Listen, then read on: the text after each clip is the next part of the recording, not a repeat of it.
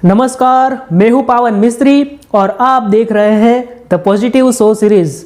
नए साल 2023 में आपका हार्दिक स्वागत करते हैं और आज़ादी के 75 साल पूरे होंगे और आज़ादी का अमृत महोत्सव का भव्य उत्सव देश में मनाया जाएगा। हमारे दिलो दिमागों में देश के महान बलिदान अभी भी जिंदा है और हर हमेश रहेगा, पर विशेषकर जनवरी और अगस्त इसी 2 महीने में सबसे ज़्यादा देशभक्ति लोगों में दिखने को मिलती है, क्योंकि 26 जनवरी और 15 अगस्त इसी 2 दिन हमारे देश के सबसे बड़े उत्सव होते हैं। तो आज जानते हैं कि भारत देश का गणतंत्र दिवस 26 जनवरी को मनाया जाता है। इसके पीछे की क्या वजह है, 26 जनवरी ही क्यों चुना गया, और ऐतिहासिक तरीके से भी जानेंगे कि 26 जनवरी का इतिहास क्या रहा है।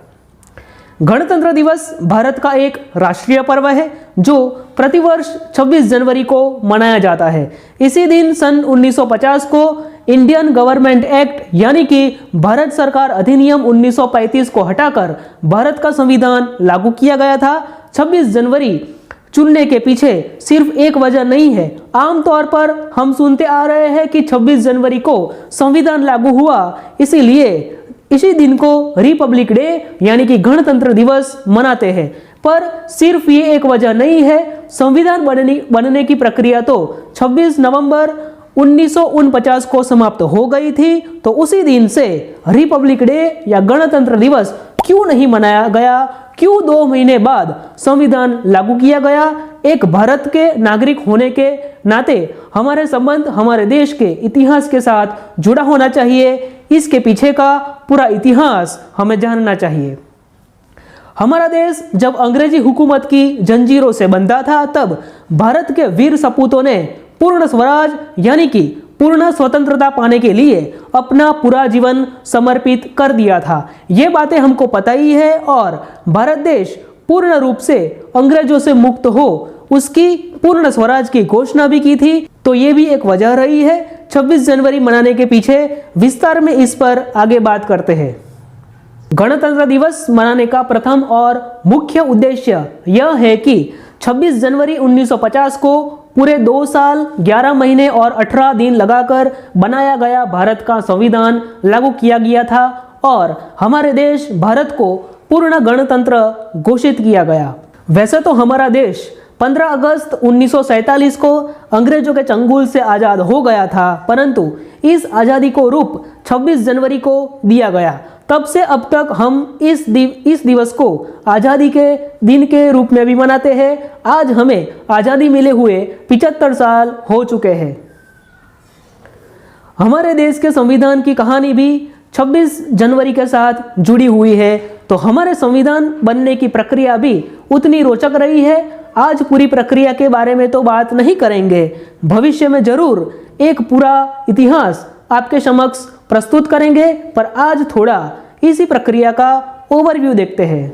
भारत के स्वतंत्र हो जाने के बाद संविधान सभा की घोषणा हुई और संविधान सभा यानी कि कॉन्स्टिट्यूशनल असेंबली ने अपना कार्य 9 दिसंबर 1947 से आरंभ कर दिया था। संविधान सभा के सदस्य भारत के राज्यों की सभाओं के निर्वाचित सदस्यों द्वारा चुने गए थे।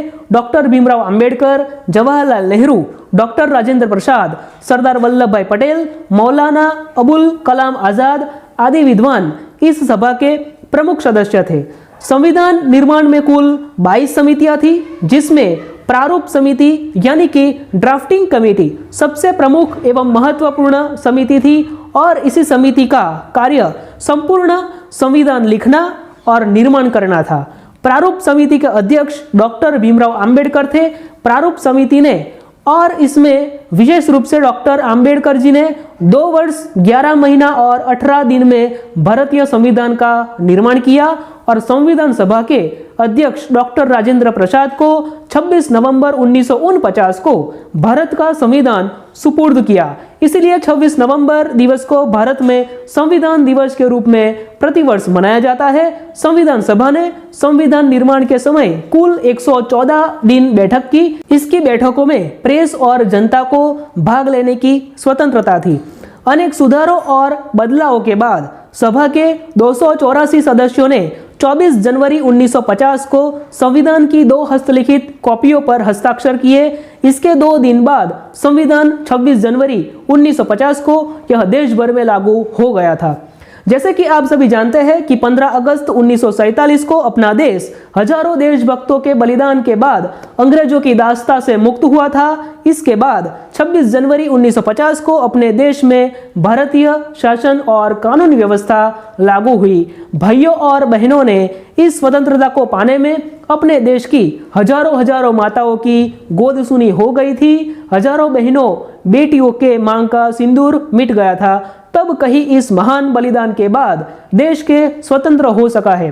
जिस तरह देश का संविधान है, ठीक उसी तरह परमात्मा का भी एक संविधान है। यदि हम सब देश के संविधान की तरफ परमात्मा के संविधान का पालन करें तो समाज अपराध मुक्त एवं सशक्त जरूर बन सकता है।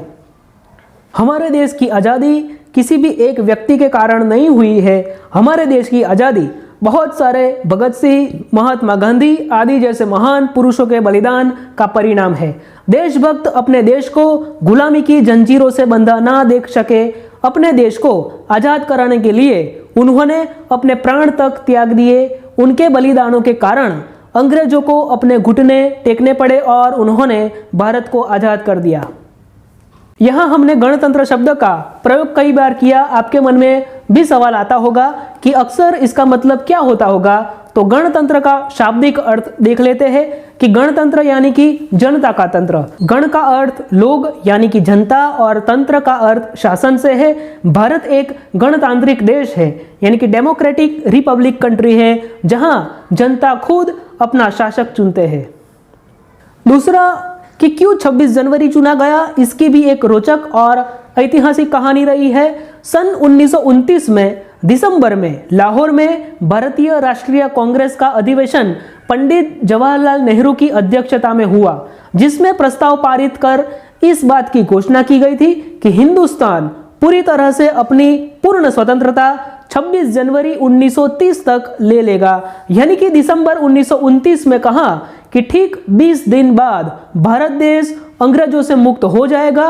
उस दिन भारत ने अपनी पूर्ण स्वतंत्रता के निश्चय की घोषणा की और अपना सक्रिय आंदोलन आरंभ किया। उस दिन से 1947 तक स्वतंत्रता प्राप्त होने तक 26 जनवरी ही स्वतंत्रता दिवस के रूप में मनाया जाता रहा। इसके पश्चात स्वतंत्रता प्राप्ति के वास्तविक दिन 15 अगस्त को भारत के स्वतंत्रता दिवस के रूप में स्वीकार किया गया था।